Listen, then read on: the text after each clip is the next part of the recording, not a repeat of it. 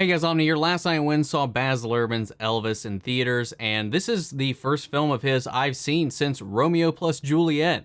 And honestly, I didn't even know that he directed that, and I've not seen that movie since I was in high school, so that's been a really long time. I know he's directed like The Great Gatsby and Moulin Rouge, but I haven't actually seen either of those movies, so I can't really compare it to that. So really, all I can really talk about is this movie. Though I can draw some comparisons, though, now that I've realized that he directed that Romeo and Juliet movie, because there are some stylistic choices that definitely do carry over here. And I'm just kind of wondering, because I only have two of these films as context, is that's kind of an ongoing thing. But this movie is a stunning visualization and a revitalization of the telling of Elvis's rise to fame, his fall, like from beginning to his death, and his relationship with the fans, with his internal and interpersonal relationships, and primarily the story focuses around his relationship with his manager, Colonel Tom Parker, as he is known widely, the infamous manager himself. It's more or less a cautionary tale of like what happens when you try to rein in and control like a mythical creature of sorts, a talent like Elvis, a soul like Elvis, somebody who was born to just kind of echo throughout all of eternity, and the person that just tried to always cage that person. It's just, it's fascinating. It is emotional, the things that this goes through. And I've got a little bit of a mixed past when it comes to Elvis, a little more on a personal note, because it's just funny offshoot story. My mom, when I was growing up, like in my early teens, was dated an Elvis impersonator, and he was just a huge shitbag, man. Oh man! But the fact that kind of like legacy lives on in that sort of way, where there's always been this kind of rise, this even like kind of subgenre of people who just try to emulate Elvis himself. It just shows the long-term effects of his music, of his beliefs, of just his rebelliousness that kind of lives on in Americana, and all the different things that inspired him and moved him and drove his passion, as well as the way that kind of steered off course and, you know, fractured some of his relationships. And I think one of the things that I always think is really interesting to see is how the survivors of some of these artists view some of these like interpretations, because a lot of the case, this is going to be like a Rocket Man or anything like that, where Elton John had a hand in it and he had a hand in crafting the story. Elvis is long since gone, and he's, you know, preceded by his daughter, his ex-wife, who both are featured in the film itself, and they apparently loved this movie, which I thought was a nice exclamation point to put on this whole thing, a nice little badge of honor to kind of place on it. Priscilla had even mentioned that she wishes he could have been around to see it, that he would have actually loved this movie, which is also something just kind of warms my heart in the whole situation, especially given what we know of their relationship, what's known to the public at least, and how this movie also represents that. It doesn't shy away from their problems, their separation, because it also doesn't shy away from the darkness that kind of comes into play from the stardom itself, from the shackles of this manager that just kind of manipulated him throughout the majority of his career. And it's this abrasive, beautiful tragedy that unfolds that is both inspiring and a tale of caution, especially for anybody wanting to enter the entertainment industry of sorts.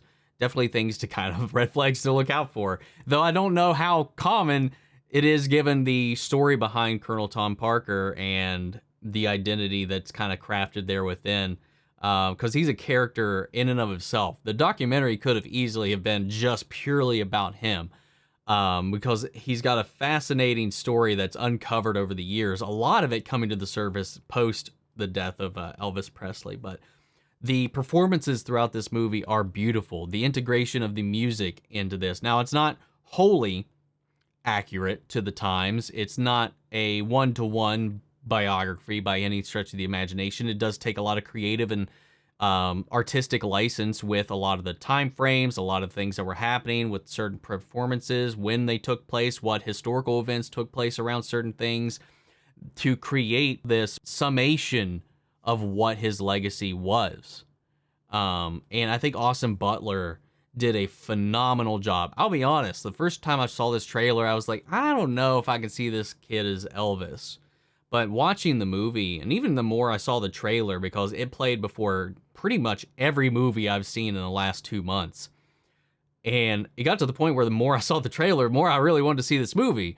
And by the time I saw the movie, he did a fantastic job, man. He melted away into Elvis. And I've seen a lot of Elvis's previous films. I've seen some of his performances in the past before. And I'm a fan of quite a bit of his music. So, like, I don't know. This was a lot of fun to just see him melt away. Is just brilliant. Tom Hanks also knocks it out of the park in this. I think the entire cast did a phenomenal job, even down to the supporting cast. You know, Priscilla Presley is represented in here by Olivia DeJonge, and she does a fantastic job as well. B.B. King, played by Kelvin Harrison Jr., great performances. We even have some Stranger Things in here with Dacre Montgomery popping in. This movie is long. It didn't feel like it, though. The movie was beautiful. I found myself just gripping my seat. I found myself smiling ear to ear, bobbing my head, tapping my toes, even humming along to some of the songs, you know, quietly to myself, not being a distraction or anything like that. But I found myself just really sucked into this, and I've teared up many a times. I laughed. This movie really does go through all of the emotions, the ups and downs of this man's life, but also just that inspiring, powerful, never-ending legacy that is left behind. I don't know. I think this movie is beautiful. I definitely recommend it, especially if you're a fan of music, fan of film, or a fan of Elvis.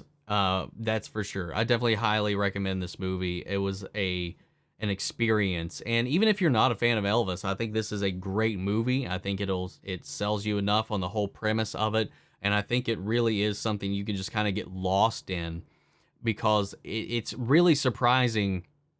Honestly, is it really, how a lot of the things that were going on at the time are still extremely relevant to this day. I think it's more sad than surprising at this point, but a lot of the movements going on, a lot of the things that he was trying to push and advocate for, and also as well as the way it honors where his music came from, the roots, his inspiration, where it came from, that old school blues and rock and roll jazz, and how it kind of informed his sound as well as gospel of the communities that he grew up with the African American influence that he was just drawn and attracted to. And I love that they paid homage to that and really, really respected that in the film, and tied it and integrated it in with his own personal story, as well as what was happening in America at the time. And even though the movie does not pull its punches when it comes to the kind of the darker aspects and the tragedy that has befallen him, his family, and all of that throughout this whole journey that is the life of Elvis,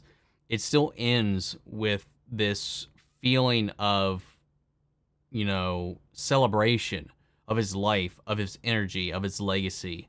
And you leave feeling empowered, and you feel leaving feeling good at the end of the day, that even though it may not have played out what he had intended to do or express, made it out into the world in some way, and in some way does kind of leave and live on. It was a visual spectacle. It was beautiful. It was a orgasm of the ears. It was a fun ride, man. I wasn't sure I was going to love this movie, and I came out of it just blown away.